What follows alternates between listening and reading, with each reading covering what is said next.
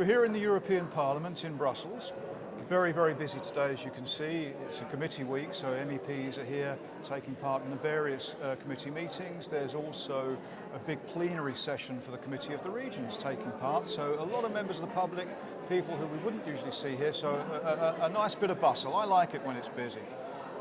We're coming up to the elections, European elections, as you know, and I'm here today with one of the most, I would say, one of the most prolific, hardest working of MEPs, Mr. Petras Auštrevičius, who is a Lithuanian member of the European Parliament, and he sits in the Renew Europe group, which is the kind of the successor to the Liberal Democrat group, ALDE.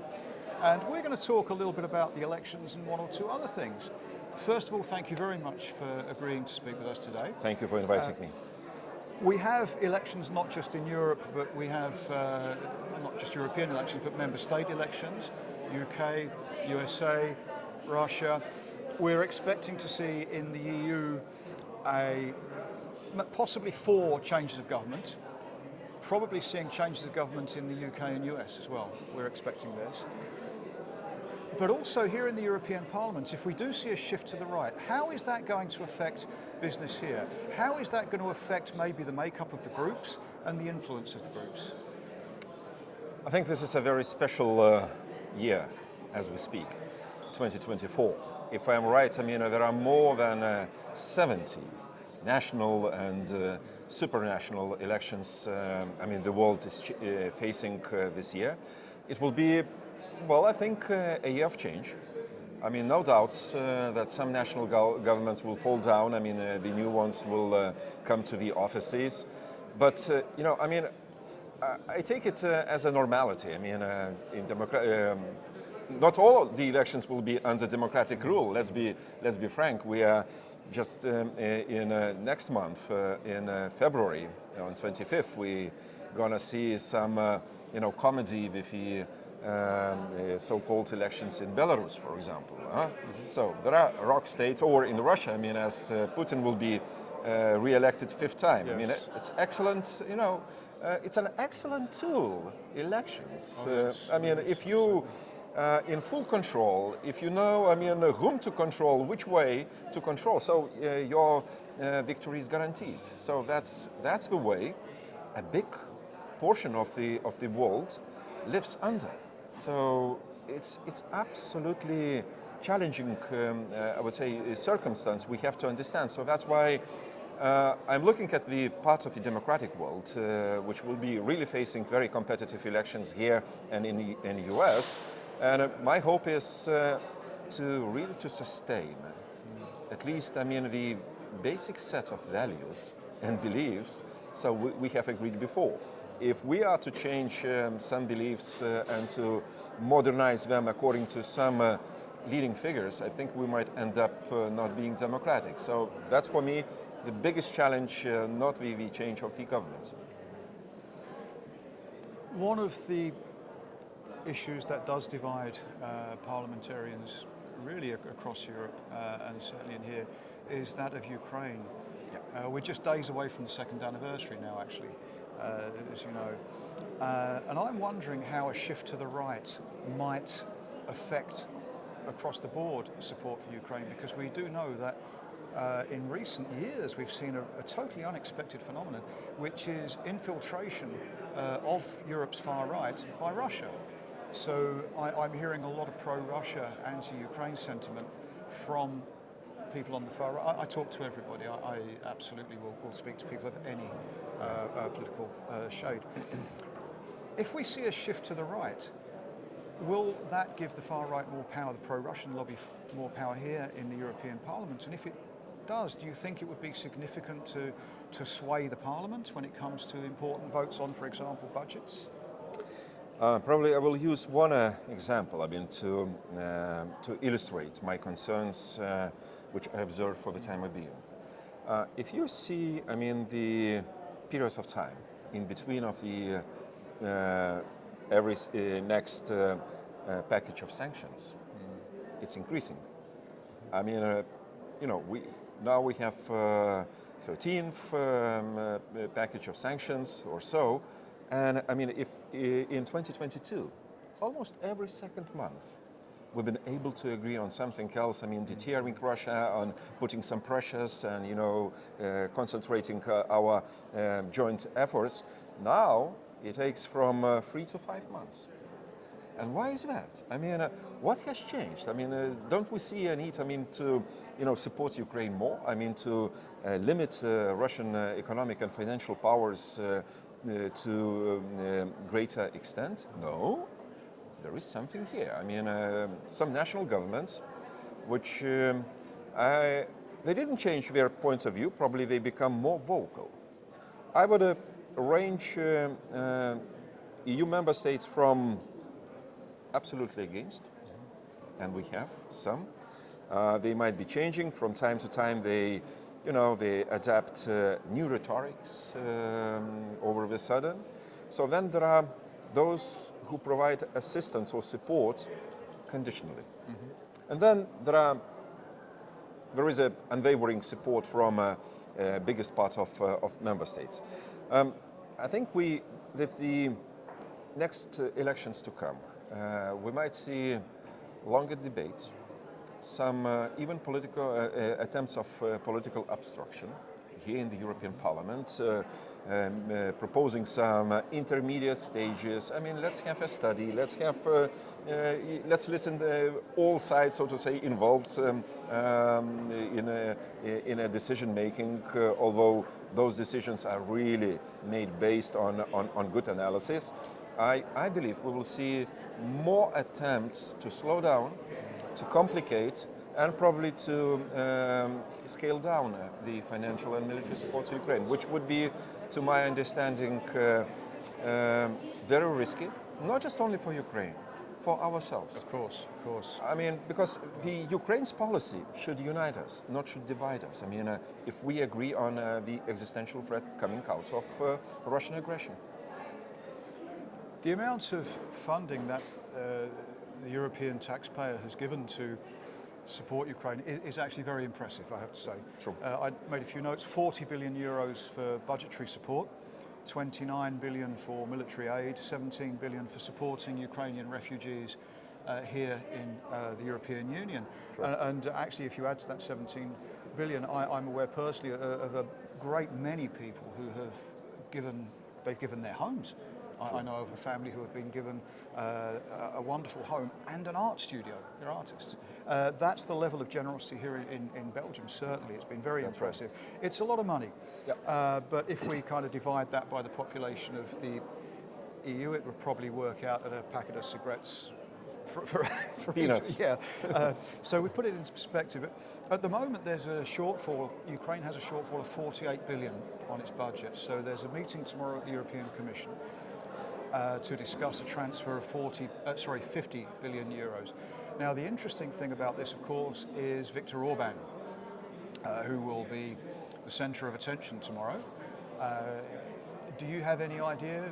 Any thoughts on which way he's going to go on this? Is he going to just stand back and say, yes, I will go with this, or is he going to come up with some new conditions? You know, the old dialectical progress.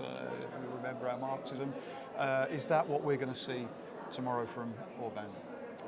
You know, Victor Orban is a big player, and he plays every time. I mean, to the very end, extracting some benefits, economic, kind of gains for himself and for Hungarian budget. I don't see guarantee for agreement. I mean, tomorrow. I understood that Orban became very angry once he heard about this kind of full defense of the Ukrainian and EU interests, even having some kind of the push on him, simply telling to the Prime Minister of Hungary, no more EU money, Mr. Orban, if we don't come up with a solution, which is about our security. So that's why I don't think he's coming ready, I mean, for putting his signature on this agreement. The game will be on and on. That's probably a part of his political behavior. I don't think, I mean, he plays for Europeans. He plays for himself, for very sectorial interest within his government, and who knows, probably somebody else, more to the east. You know, his sympathies for authoritarian style of governance are well known. And I mean, in Europe, he doesn't see brothers and sisters of his style. I mean, more to the east, more probably to the south, Exactly. some countries. So that's why I don't see it as a given. I don't see a deal made. But if not tomorrow, between of us, I think we are really losing credibility, a lot of credibility. Who will want, I mean, to join such a union which dysfunctional, which one of 27 is able to block, and you know, I mean, simply to diminish our global importance to close to zero. So that's why I hope others 26 will be as united as we should, and having one plan how to overcome this, you know, kind of blockade and unacceptable behavior of Orban. Do you think that this might be a chance to get rid of the rule on unanimity? Certainly the European Commission has resented that rule for many, many years. Do you think that this is something that we could see happen, and could it happen quickly?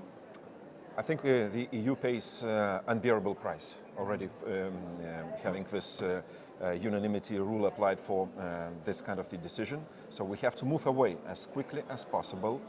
You know, we're losing too much. I mean, having you know, this being applied, and you know, they simply misuse, some misuse this kind of previously so well and for too long probably understood European solidarity for their benefits, not for public benefits, and not for EU, so to say, gains. So that's why the sooner the better.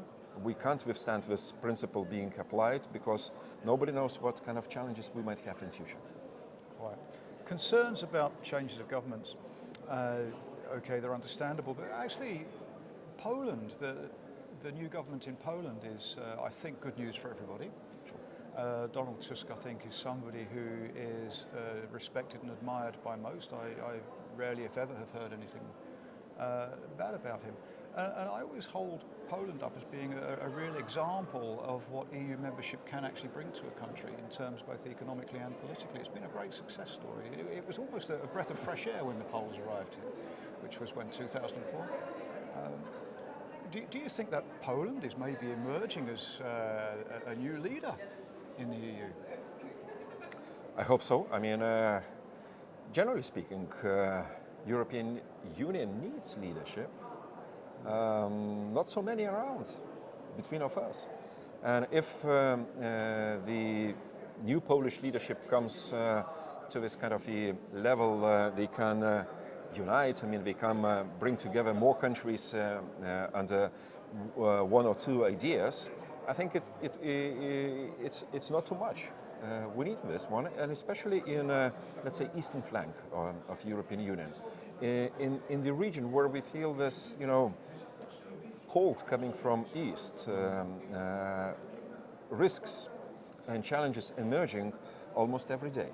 So I hate telling this publicly, but you know, this kind of geographical divide is still an issue.